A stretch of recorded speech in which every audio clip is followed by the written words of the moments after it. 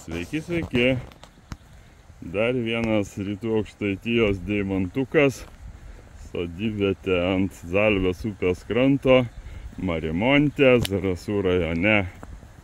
Va, keliaujam akmenim grįstu keliu. Kiek jam metų, nežinau, bet gal visas 100 bus ir prieisim buvusio malūno užtvankoj pamatus. Daug žalumos, daug vandens, daug šniokštimo. Vieta įspūdinga, vienetinė. Bam. Malūno pamatų likučiai, dar sienos fragmentas, tiltelis per upę Zalvę,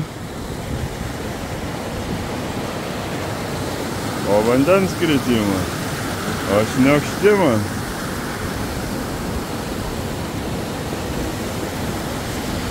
Nuostabiai.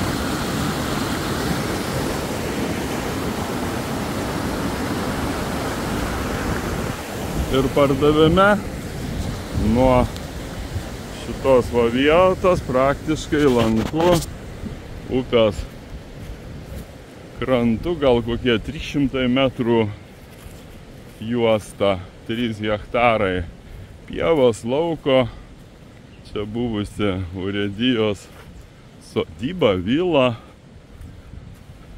apjuosta visa miško, gero miško, pušys matyt, dar kitokie brandūs medžiai,